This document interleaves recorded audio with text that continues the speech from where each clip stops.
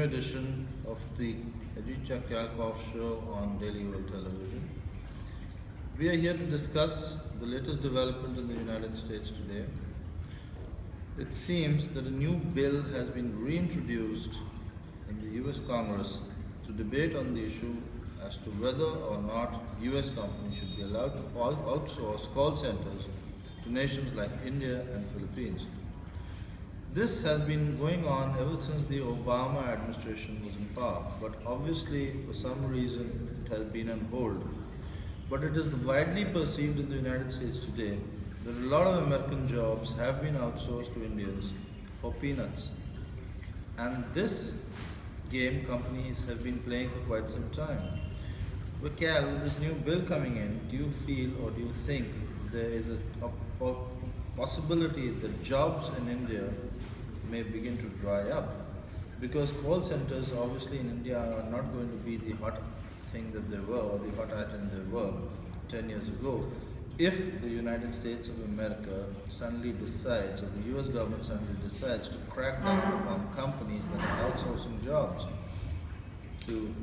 Yeah, a couple things. One is outsourcing began in earnest under the administration of President Bill Clinton in the 1990s. You may remember a scandal when a bunch of wealthy Chinese donors came over and donated millions of dollars to the Democratic Party in exchange, of course, for loosening the regulations to allow the opening of overseas outsourcing.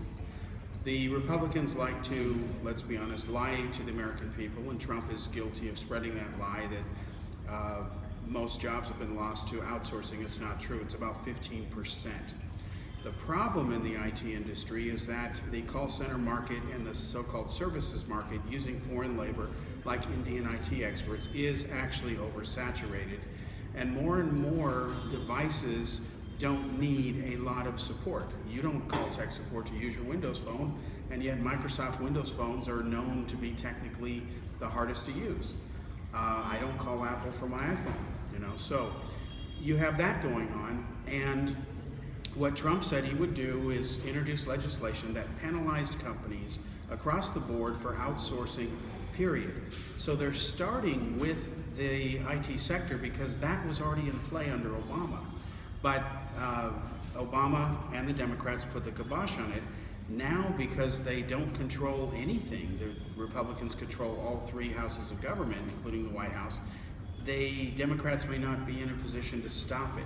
So this is kind of a trial balloon, because the fact is the Republicans are known for being the party of the rich and the wealthy and the companies. Those companies want cheap labor, and yet they're not going to get it by hiring American workers. But yet record numbers of companies recently have said that they will reinvest in America, tens of billions of dollars, create millions of jobs, but there's a price. They're going to get tax breaks. That's the thing. So the companies are still going to make their money. They don't really care whether you're an Indian or an American laborer, as long as they can make their profits. So this trial balloon is going to be very interesting, because if it isn't done right, it's going to blow up in their face. If it's done right by their standards, meaning they get the tax breaks and Americans get jobs, it's going to remake the industry and, yes, harm India, which has been disproportionately dependent on the outsourcing model. And this is where part of it is India's fault. They've had now decades to find a plan B, but they have failed. So basically, in the last 10 years, the government that was in power should have done something about it in India.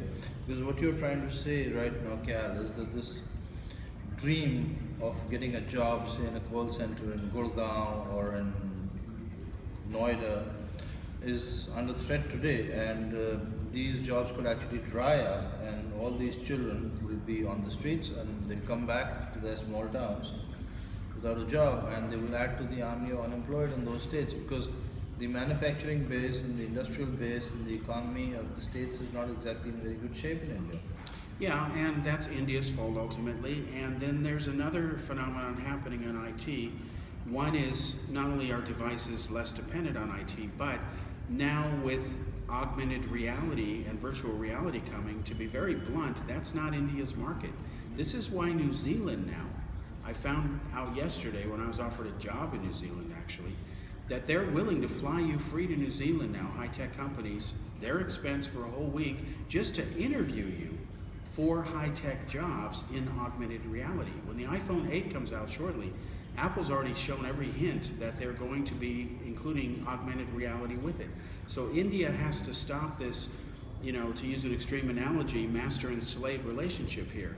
The very idea that you're going to create millions of jobs because they're cheap, that ultimately doesn't help the long-term stability of any country.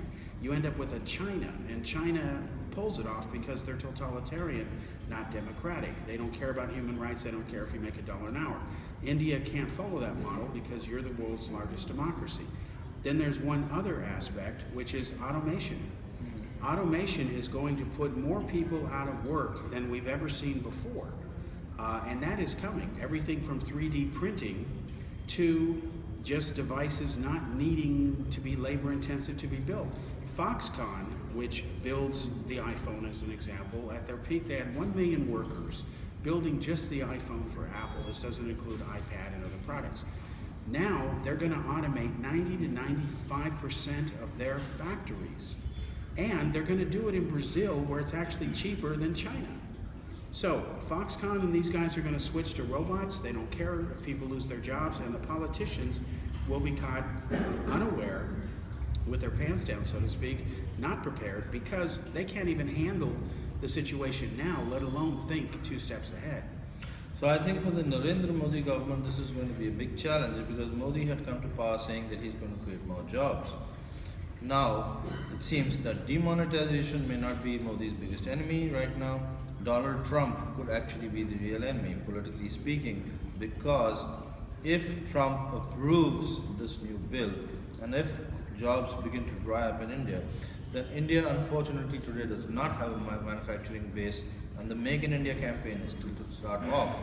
It should have been something that should have been introduced by the Gandhis during the UPA government, but they obviously failed to look at these things. They were so busy carrying out scams during the UPA regime.